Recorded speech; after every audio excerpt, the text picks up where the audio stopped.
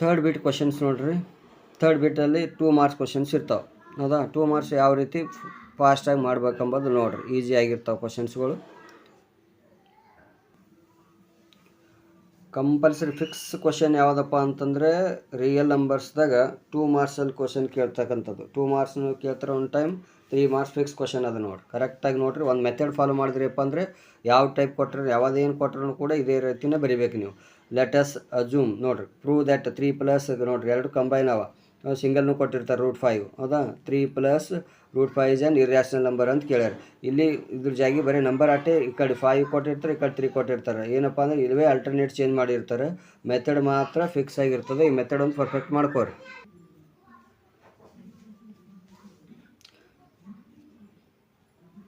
Let us assume to the contrary that 3 plus √5 is rational. ಇದು ಒಂದು line ಕಂಪಲ್ಸರಿಯಾಗಿ ನೆನ್ಪಿಟ್ಕೋರಿ. ಎಲ್ಲದಕ್ಕೂ ಇದೇ ಥರನೇ ಬರೆಯೋದಿರ್ತದೆ, ಇದಷ್ಟೇ ಚೇಂಜಸ್ ಇರ್ತದೆ. ಹೌದಾ, ಇದು ಬರೆಯೋದು ಇದೇ ಸೇಮ್ ನೋಡಿ. Let us assume to the contrary that 3 plus √5 is rational ಅಂತ ನೆನ್ಪಿಟ್ಕೋರಿ. ಈಗ ನೋಡಿರಿ, ಇದೇ ತೊಗೊಂಡು ಇಲ್ಲಿ ಬರ್ಕೋಬೇಕು. 3 ಪ್ಲಸ್ √5 ಈಕ್ವಲ್ ಟು ಬರೆದು P/Q.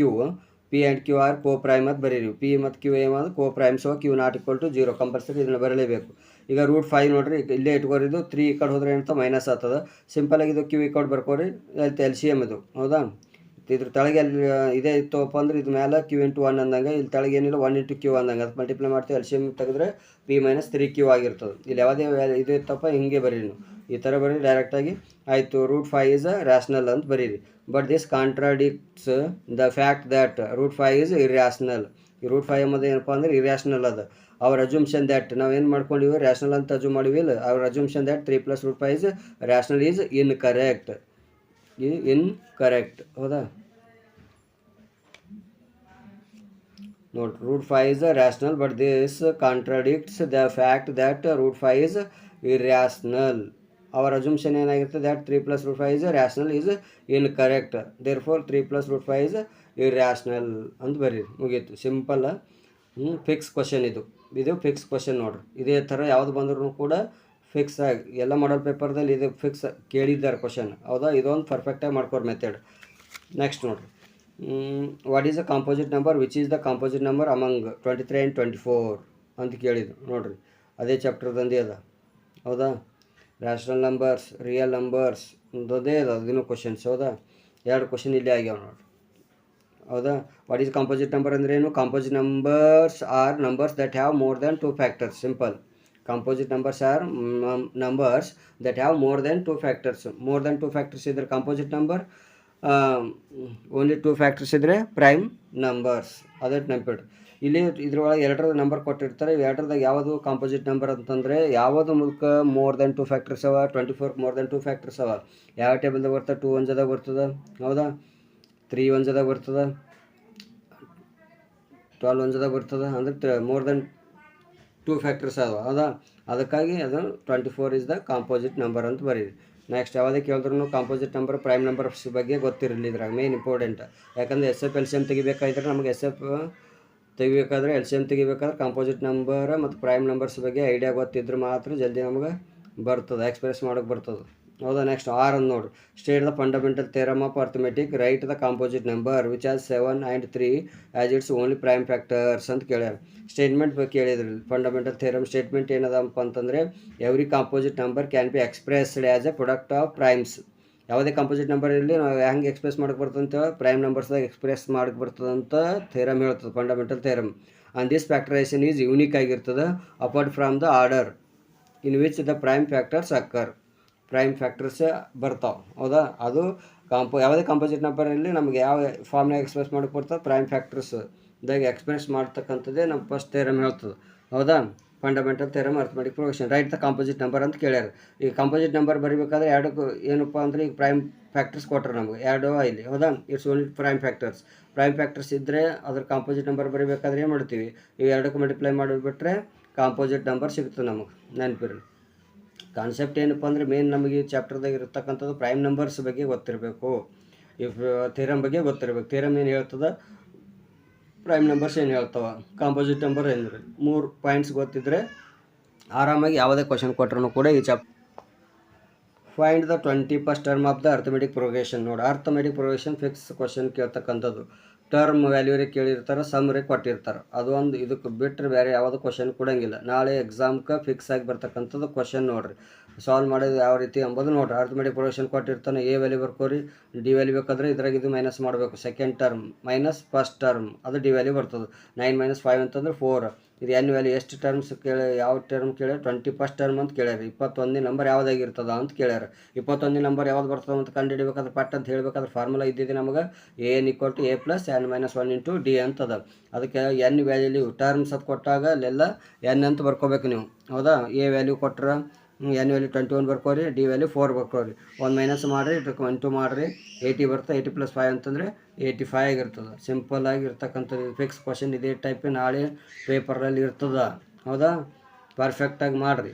Solve the pair of linear equation by elimination method. ಯಾವ ಪೇಪರ್ ನೋಡಿ, ಯಾವುದು ಮಾಡೆಲ್ ಪೇಪರ್ ತೊಗೊಂಡ್ರು ಕೂಡ ಎಲಿಮಿನೇಷನ್ ನಮಗೆ ಫಿಕ್ಸ್ ಆಗಿ ಕೇಳ್ತಕ್ಕಂಥದ್ದು. ಎಲಿಮಿನೇಷನ್ ನೋಡಿರಿ ಯಾವ ರೀತಿ ಇದೆ, ಯಾವುದೇ ಕೊಟ್ಟಿರೋಣಪ್ಪ ಅಂದ್ರೆ ಈಸಿ ಮೆಥಡೇ ಕೊಟ್ಟಿರ್ತಾರೆ, ಎಲಿಮಿನೇಷನ್ ಮೆಥಡ್, ಹೌದಾ. Solve pair of linear equation by the elimination method. ಎರಡು ಪೇರ್ ಆಫ್ ಲೀನಿಯರ್ ಇಕ್ವೇಷನ್ಸ್ ಅವ, ಇವೆರಡು. ಇವು ಇಕ್ಕಂದು ಒಂದ್ರ ತಾಗ ಒಂದು ಬರ್ಕೋರಿ. x 2x, ಇಲ್ಲಿ ನೋಡಿರಿ x 2x ಅದ, ಇಲ್ಲಿ y ಇದೆ, ಇಲ್ಲಿ y ಇದೆ, ಇಲ್ಲಿ 4 ಇದ್ರೆ 6 ಅದ. ಇಕ್ವೇಷನ್ ನಂಬರ್ 1 and 2 ಮಾಡಿರಿ. ಈಗ ಎಲ್ಲ ವ್ಯಾಲ್ಯೂದು ಸೈನ್ ಪ್ಲಸ್ ಇತ್ತು ಅಂತಂದ್ರೆ ಫಸ್ಟ್ ಏನು ಮಾಡಬೇಕು ಅಂದ್ರೆ, ಪ್ಲಸ್ ಇತ್ತು ಅಂದ್ರೆ ಫಸ್ಟ್ ಸೈನ್ ಚೇಂಜ್ ಮಾಡ್ಕೊರಿ. ಈಗ ನಮಗೆ ಯಾವುದೋ ವೇರಿಯಬಲ್ ಸೇಮ್ ಅದ ಇಲ್ಲ ಚೆಕ್ ಮಾಡ್ಬೇಕು ಫಸ್ಟ್. ಇವೆ y ಎರಡು ಸೇಮ್ ಅವ, ಸೇಮ್ ಇದ್ರಪ್ಪ ಅದೇ ಫಸ್ಟ್ ನಾವು ಕ್ಯಾನ್ಸಲ್ ಮಾಡಬೇಕು ಅಂತ. ಎಲಿಮಿನೇಟ್ ಮಾಡೋದೇ ಅದೇ, ಹೌದಾ. ಎಲಿಮಿನೇಟ್ ಆಗ್ತಾರೆ ಅಂತ ಅರ್ಥ. ಎಲಿಮಿನೇಟ್ ಮಾಡಬೇಕಾದ್ರೆ ಎರಡು ಯಾರು ಸೇಮ್ರ ಅವ್ರಿಗೆ ಎತ್ತು ಕೊಟ್ಟರು ಒಯ್ದಿದ್ದು, ಹೌದಾ. ಇವು ಎರಡು ಕ್ಯಾನ್ಸಲ್ ಮಾಡಿರಿ. ಈಗ y ಕ್ಯಾನ್ಸಲ್ ಆಯ್ತಾ. ಇಲ್ಲಿ 2xದಾಗ ಒಂದು x ತೆಗಿಬೇಕು, ಯಾಕಂದರೆ ಇದು ಸೈನ್ ನಡಿಬೇಕು ನಾವು ಕಂಪಲ್ಸರಿ. ಮೈನಸ್ ಸೈನ್ ಇದ್ರ ಸೈನ್, ಇದು ಗ್ರೇಟರ್ ನಂಬರ್ ಸೈನ್ ಮೈನಸ್ ಆಗಿರ್ತದೆ. ಅದಕ್ಕಾಗಿ 2xದಾಗ x ಹೋದ್ರೆ -x, 6ದಾಗ 4 ತೆಗೀರಿ -2 ಬರ್ತದೆ. -2 ಯಾಕಂದ್ರೆ ಈ ಸೈನ್ ನೋಡ್ರಿ ಮೈನಸ್ ಅದ, ಗ್ರೇಟರ್ ನಂಬರ್ ಸೈನ್. x = ಇದು ಮೈನಸ್ ಕ್ಯಾನ್ಸಲ್ ನೋಡ್ರಿ 2 ಆಯಿತು.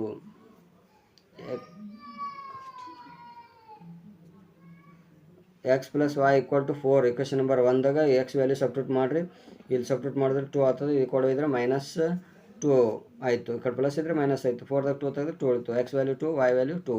ಕಂಪಲ್ಸರಿಯಾಗಿರ್ತಕ್ಕಂಥ ಕ್ವಶನ್ ಇದು. 21 ಕ್ವಶನ್ ನೋಡ್ರಿ. If the quadratic equation x² + bx + 9 = 0 has two equal real roots ಅಂತ ಕೊಟ್ಟರೆ ನೆನಪಿರಲಿ. 3 ಕ್ವಾಡ್ರಾಟಿಕ್ ಇಕ್ವೇಷನ್ದಾಗ 2 ಮಾರ್ಕ್ಸ್ ಕ್ವಶನ್ ನೋಡ್ರಿ. ಏನು ಕೇಳ್ತಾರೆ, nature of the roots 3 condition ಅವ, ನೆನ್ಪಿಟ್ಕೋರಿ. Then find the equation b < 1 ಅಂತ ಕೊಟ್ಟರೆ ಕಂಡೀಷನ್. ಅಂದರೆ ಇದ್ರಾಗ 2 ವ್ಯಾಲ್ಯೂ ಬರ್ತಾವೆ ನಾವು ಸಾಲ್ವ್ ಮಾಡೋದು ಕ್ವಾಡ್ರಾಟಿಕ್ ಇಕ್ವೇಷನ್ದಾಗ. +1 ಬರ್ತದೆ, -1 ಬರ್ತದೆ. ಅದಕ್ಕಾಗಿ ಮೈನಸ್ ಬಂದರೆ <1 ಮೈನಸ್ ತೊಗೋರಿ ಅಂತ ಅನ್ನಂಗಿದು ಕಂಡೀಷನ್, ಹೌದಾ. ಏನ್ರಿ ಇದು ಹಿಂಗೆ ಕೊಟ್ಟಿರೋ ಅಂತಂದರೆ ಅದು ಪ್ಲಸ್ ಇದ್ದಿದ್ದು ಬರಿಬೇಕು ಬಿ ವ್ಯಾಲ್ಯೂ, ರೈಟಾ. ಇಲ್ಲಿ ನೋಡ್ರಿ ಸಿಂಪಲಾಗಿ ಎ ವ್ಯಾಲ್ಯೂ ಗೊತ್ತದ ನಮಗೆ. ಇಲ್ಲಿ x² ಕೋಎಫಿಷಿಯಂಟ್ 1 ಇರ್ತದೆ, ಬಿ x ಕೋಎಫಿಷಿಯಂಟ್ ಬರ್ಕೋರಿ, ಬಿ ವ್ಯಾಲ್ಯೂ ಇರ್ತದೆ, ಸಿ ವ್ಯಾಲ್ಯೂ ಇದು constant number. Okay, discriminant formula ಗೊತ್ತಿರಬೇಕು. b² - 4ac = 0 ಅಂತ ಗೊತ್ತದ. 2 = ರಿಯಲ್ ರೂಟ್ಸ್ ಅಂದ್ರೆ =0 ಬರ್ಕೋರಿ, ಹೌದಾ. ಈಗ b² 4 ಹಂಗೆ ಬರೀರಿ. ಎ ವ್ಯಾಲ್ಯೂ 1 ಅದ, ಸಿ ವ್ಯಾಲ್ಯೂ 9 ಅದ, = 0. b² - ಇದು 4 9s 36. ಓಕೆ, b² = 36 ಆಯಿತು. ನೆಕ್ಸ್ಟ್ ಏನಪ್ಪ ಅಂದರೆ ಇದ್ರ ಸ್ಕ್ವೇರ್ ರೂಟ್ 6 ಆಗಿರ್ತದೆ. ಅದಕ್ಕೆ ಪ್ಲಸ್ ಮೈನಸ್ ಬಂದಿರುತ್ತೆ, ಬರೀಬೇಕು ಕಂಪಲ್ಸರಿ. ರೂಟ್ದೊಂದು ವ್ಯಾಲ್ಯೂ 2 ಇರ್ತಾವೆ. ಕ್ವಾಡ್ರಾಟಿಕ್ ಇಕ್ವೇಷನ್ ಏನಾಗಿರುತ್ತೆ ಹೇಳ್ರಿ, ಅಲ್ಲಿ <1 ಅಂತ ಕೊಟ್ಟಿದ್ದ ಸಲುವಾಗಿ ಮೈನಸ್ ಬರಿಬೇಕು. ಅದೇ ಇಕ್ವೇಷನ್ ಬರೀಬೇಕು. x² - 6x + 9 = 0. ಬಿ ಇದ್ದಲ್ಲಿ ಏನು ಬರ್ತು, -6. ನೆಕ್ಸ್ಟ್ 22 ಕ್ವಶನ್ ನೋಡ್ರಿ. Find the coordinates of the point which divides the line segments joining the points. A value ಕೊಟ್ಟರೆ 1, -3, ಬಿ ವ್ಯಾಲ್ಯೂ ಅದ 8, 5. ಇನ್ ದ ರೇಷೋದಾಗ ಕೊಟ್ಟಾಗ 3:1 ಇಂಟರ್ನಲ್ಲಿ ಅಂತ ಕೊಟ್ಟಾಗ ಈಗ ಫಾರ್ಮುಲಾ ನೆನಪಿಡ್ಬೇಕು ನಿಮ್ಗೆ. ಕೋಆರ್ಡಿನೇಟ್ ಜಾಮಿಟ್ರದಲ್ಲಿ ನೋಡ್ರಿ section formula x1 y1 x2 y2 m1 m2 value ಬರ್ಕೋರಿ. ಕ್ವಶನ್ದಾಗ ಕೊಟ್ಟಿರ್ತಾರೆ ಇವೆಲ್ಲ. x1 y1 x2 y2 m1 m2 formula ಬರ್ಕೋಬೇಕು. x, y = m1 x2 + m2 x1. ಇಲ್ಲಿ m1 y2 + m2 y1. ಇಲ್ಲಿ ಕನ್ಫ್ಯೂಸ್ ಆಗಬಾರ್ದು ಅಂತ ತೆಳಗೆ m1 + m2 serial ಆಗಿರ್ತಾವೆ, ಮ್ಯಾಗ್ನು m1 m2 ಸೀರಿಯಲ್ಲೇ ಅವ ನೋಡ್ರಿ. ಅದಕ್ಕೆ ಮ್ಯಾಗ್ ಪ್ಲಸ್ ತೆಳಗನು ಪ್ಲಸ್, ಮ್ಯಾಗ್ನು ಪ್ಲಸ್ ತೆಳಗನು ಪ್ಲಸ್. ಏನು ಕನ್ಫ್ಯೂಸ್ ಹಾಕೋಬಾರ್ದು, ಡೌಟ್ ಇಟ್ಕೊಬಾರ್ದು, ಹೌದಾ. ಕ್ಲಿಯರಾಗಿ ಇಲ್ಲಿ ನೋಡ್ರಿ. ಯಾವಾಗ ಭೀ ಎಕ್ಸ್ಗಳು ಬರಿಬೇಕಾದ್ರೆ, ವೇರಿಯಬಲ್ಸ್ಗಳು ಬರಿಬೇಕಾದ್ರೆ ಫಸ್ಟ್ 2 ಇದ್ದಿರಬೇಕು, ಆಮೇಲೆ 1 ಬರಿಬೇಕು. y-ನು 2 ಬರಿಬೇಕು, ಆಮೇಲೆ y1 ಬರಿಬೇಕು. y2 first, second y1. Confuse ಆಗಲ್ಲ ಫಾರ್ಮುಲಾ, ಹೌದಾ. ಆ ಥರ ಬರ್ಕೋರಿ. ಈಗ ಡೈರೆಕ್ಟಾಗಿ ವ್ಯಾಲ್ಯೂ ಸಬ್ಸ್ಟಿಟ್ಯೂಟ್ ಮಾಡಿರಿ. M1 ಅಂದರೆ 3 ಅದ, X2 ಅಂದರೆ 8 ಅದ ಹೌದಾ, M2 ಅಂತಂದ್ರೆ 1 ಅದ, ಆಮೇಲೆ ನೆಕ್ಸ್ಟ್ X1 ಅಂತಂದ್ರೆ 1 ಅದ, ಮುಗೀತು. ಸಬ್ಸ್ಟಿಟ್ಯೂಟ್ ಮಾಡ್ಬೇಕು. ಈ ಥರ ಎಲ್ಲ ವ್ಯಾಲ್ಯೂಗಳು ಸಬ್ಸ್ಟಿಟ್ಯೂಟ್ ಮಾಡ್ಕೊರಿ. ಅದ್ರಾಗ 24 + 1 25 ಆಗ್ತದೆ, 15 - 3 12 ಆಗ್ತದೆ. ಕ್ಯಾನ್ಸಲ್ ಆಯ್ತಿತ್ತು ಅಂದರೆ ಇದು 4 1 4 3 ಕ್ಯಾನ್ಸಲ್ ಆಗ್ತದೆ, ಇದು ಕ್ಯಾನ್ಸಲ್ ಆಗಲ್ಲ, ಆಟೆ ಇಟ್ಬಿಡ್ರಿ. ಓಕೆ, ಮುಗೀತು. ಇದು ಇನ್ ದ ಫಿಗರ್ ಅಂತ ಕೊಟ್ಟರೆ XY ಎಂಬುದು is a tangent at the point P to a circle with centre O. Q is a point on XY ಅಂತ ಕೊಟ್ಟರು. P ಎಂಬುದು ಒಂದು ಪಾಯಿಂಟ್ ಅದ XY ಮೇಲೆ ಅದ. So that OQ greater than OP ಅಂತಂದ್ರೆ OQ ಇದು OQ ಅದಲ್ಲ, ಗ್ರೇಟರ್ ದೆನ್ OP. ಇದು OQ ಲೈನ್ ಇದಕ್ಕಿಂತ ದೊಡ್ಡದದ ಅಂತ ಪ್ರೂವ್ ಮಾಡಬೇಕು. ಅದು ಮಾಡ್ಕೋಬೇಕಾದ್ರೆ ಸ್ವಲ್ಪ ಏನಪ್ಪ ಅಂದರೆ ಈ ಥರ ಕನ್ಸ್ಟ್ರಕ್ಷನ್ ಮಾಡ್ಕೊರಿ. ಇದು ಇಲ್ಲಿ ಜಾಯಿನ್ ಮಾಡ್ಕೋಬೇಕು. ಇಲ್ಲೊಂದು ಕಟ್ ಎಲ್ಲಿ ಟಚ್ ಆಗಿರುತ್ತೆ ಅಲ್ಲೊಂದು R ಅಂತ ನೇಮ್ ಕೊಡ್ರಿ. ಹೌದಾ, ಇದೊಂದು ಥಿಯರಮ್ ಅದ ಉಂಡ್ರಿ. ಹೌದಾ, ಅದಕ್ಕಾಗಿ ಇಲ್ಲಿ OQ ಬರಬೇಕಾಯ್ತು ಅಂತಂದ್ರೆ ಎರಡು ಪ್ಲಸ್ ಮಾಡ್ರೆ ORದಾಗ ORQ ಪ್ಲಸ್ ಮಾಡ್ರೆ ನಮಗೆ OQ ಸಿಗ್ತದೆ. ಅದಕ್ಕೆ ಇದೊಂದು ಕಂಡೀಷನ್ ಬರಬೇಕು. OP ಮತ್ತು OR ಏನವ ರೇಡಿಯ ಆಫ್ ಸೇಮ್ ಸರ್ಕಲ್, ಇವೆರಡು ರೇಡಿಯ ಆಗ್ಯಾವ. ಹೌದಾ, OQ ಕೊಟ್ಟು ಇದೇ ಕಂಡೀಷನ್ ಅನುಸಾರ ಬೇರೆ. ದೇರ್ ಫೋರ್ OQ ಏನಾಗಿರ್ತದೆ ಹೇಳ್ರಿ, OPಕಿನ ದೊಡ್ಡದಾಗಿರ್ತದೆ. OQ greater than OP. ಮುಗಿದು ಸಿಂಪಲಾಗಿ 2 ಮಾರ್ಕ್ಸ್ ಕ್ವಶನ್. ಯಾವುದೇ ಇದೇ ಥರ ಟೈಪ್ ಕೇಳಿದ್ರೂ ಕ್ವಶನ್ ರಿಪೀಟ್ ಆಗೋ ಚಾನ್ಸ್ ಅದ, ಕರೆಕ್ಟಾಗಿ ನೋಡ್ಕೊರಿ. ಈಗ ನೆಕ್ಸ್ಟ್ ನೋಡಿರಿ, ಸರ್ಫೇಸ್ ಏರಿಯಾ ಆ್ಯಂಡ್ ವಾಲ್ಯೂಮ್ದಾಗ 2 marks question. A toy is in the form of a cone of radius ಕೊಟ್ಟರು, mounted on hemisphere of same radius. ಇದೇ ಥರ 5 ಮಾರ್ಕ್ಸ್ ಕ್ವಶನ್ನು ಹಿಂಗೆ ಕೇಳಿರ್ತಾರೆ. ಹೌದಾ, the total height of the toy is, total height ಕೊಟ್ಟರು. Find the total surface area of the toy. Total surface area find ಮಾಡ್ಬೇಕು ಇಲ್ಲಿ. ಅಂದರೆ ಟೋಟಲ್ ಸರ್ಫೇಸ್ ಏರಿಯಾ ಫೈಂಡ್ ಮಾಡಬೇಕಾದ್ರೆ ನಮಗೆ ಕೋನ್ ಗೊತ್ತಿರಬೇಕು ಮತ್ತು ಹೆಮಿಸ್ಫಿಯರ್ ಸರ್ಫೇಸ್ ಏರಿಯಾ ಕಂಡುಹಿಡಿಯೋ ಫಾರ್ಮುಲಾ ಗೊತ್ತಿರಬೇಕು. ಅದಕ್ಕೆ ಸರ್ಫೇಸ್ ಏರಿಯಾ ಕಂಡುಹಿಡಿಬೇಕಾಯ್ತು ಅಂತಂದ್ರೆ ಫಸ್ಟಾಗಿ ನಮಗೇನು ಗೊತ್ತಿರಬೇಕು ಅಂದರೆ ವ್ಯಾಲ್ಯೂ ಗೊತ್ತಿರಬೇಕು ಕೋನ್ ಒಳಗೆ. ಅದಕ್ಕೆ ಎಲ್ಲಿ ಕೊಟ್ಟಿಲ್ಲ. ಅದಕ್ಕಾಗಿ ಅಲ್ಲಿ ಕೊಟ್ಟು ಏನು ಮಾಡಿರಿ, √r² + h² R ಗೊತ್ತದೆ, H ಗೊತ್ತದೆ ನಮಗಿಲ್ಲಿ. ಕೋನದಿಲ್ಲ ನೋಡಿ, ಹೈಟ್ ಇದು 12 ಅದ, ರೇಡಿಯಸ್ ಅದು 3.5 ಅದ. ಅದಕ್ಕಾಗಿ 12² ಮಾಡಿರಿ, 3.35² ಮಾಡಿ 5 ಸ್ಕ್ವೇರ್ ರೂಟ್ ಮಾಡ್ಬೇಕು. ಬರಿಬೇಕಾಯ್ತು ಅಂದ್ರೆ 35 ಇರಲಿ, ಲಾಸ್ಟ್ ಯೂನಿಟ್ ಪ್ಲಸ್ 5 ಇದೆಯಲ್ಲ, 5 5 25 ಬರಬೇಕು. 3 ನೆಕ್ಸ್ಟ್ ನಂಬರ್ ಯಾವುದು, 3 4 12 ಬರ್ಕೋರಿ. ಆ್ಯಡ್ ಮಾಡಿರಿ 156. ಯಾವುದಕ್ಕೆ ನಿಯರೆಸ್ಟ್ ಆಗ್ತದಂದ್ರೆ 12 ಸ್ಕ್ವೇರ್ ಏನದಂದ್ರೆ 144 ಅದ, 13 169 ಅದ. ಅದಕ್ಕಾಗಿ ಇದಕ್ಕೆ ನಿಯರೆಸ್ಟ್ ಇದೆ 12 ಬರ್ತದೆ. ಇದು 25 ಸ್ಕ್ವೇರ್ ರೂಟ್ 5 ಅದ. ಹೌದಾ, ಈಗ total surface area of the toy, CSA of hemisphere, CSA of cone ಬರಿಬೇಕು. ಹೌದಾ, 2πr² ಅದ ಹೆಮಿಸ್ಫಿಯರ್ದು, πr ಎಲ್ಲ ಅದ. ಅದಕ್ಕಾಗಿ ಇದ್ರಾಗ ಎರಡರದ ಕಾಮನ್ ಇದ್ದಿದ್ದು πr ಅದ, ಕಾಮನ್ ತೆಗೀರಿ. R ವ್ಯಾಲ್ಯೂ ಸಬ್ಸ್ಟಿಟ್ಯೂಟ್ ಮಾಡಿರಿ, L ವ್ಯಾಲ್ಯೂ ಸಬ್ಸ್ಟಿಟ್ಯೂಟ್ ಮಾಡಿರಿ. ಹೌದಾ, ಕ್ಯಾನ್ಸಲ್. ಈಗ 22 ಆಸ್ಟೀಸ್. ಈಗ 3.5, ಈ 7 ಅಂದರೆ 7 5 ಆಗ್ತದೆ. ಹೌದಾ, ಇವೆರಡು ಇಂಟು ಮಾಡಿರಿ, 7 ಬರ್ತದೆ. 2 ಪ್ಲಸ್ ಮಾಡ್ಕೊರಿ, 2 ಇಂಟು ಮಾಡ್ಕೆ ಆನ್ಸರ್ ಬಂದಿರ್ತದೆ. ಇಂದಿನ ವಿಡಿಯೋದಲ್ಲಿ 3 ಮಾರ್ಕ್ಸ್ 4th ಬೀಟ್ ಯಾವ ರೀತಿ ಸಾಲ್ವ್ ಮಾಡಬೇಕೆಂಬುದು ನೆಕ್ಸ್ಟ್ ವಿಡಿಯೋದಲ್ಲಿ ನೋಡೋಣ. ಈ ಮೆಥಡ್ ನಿಮಗೆ ಇಷ್ಟ ಆದರೆ ಲೈಕ್ ಮಾಡಿ, ಸಬ್ಸ್ಕ್ರೈಬ್ ಮಾಡಿ, ಹಾಗೂ ನಿಮ್ಮ ಫ್ರೆಂಡ್ಸ್ಗೆಲ್ಲ ಶೇರ್ ಮಾಡಿರಿ ಅಂತ ಹೇಳ್ತಾ ಇಲ್ಲಿಗೆ ವಿಡಿಯೋ ಮುಗಿಸ್ತಾ ಇದ್ದೀನಿ. ನೆಕ್ಸ್ಟ್ ವಿಡಿಯೋದಲ್ಲಿ 4th ಬೀಟ್ ನೋಡೋಣ. Thank you, bye bye.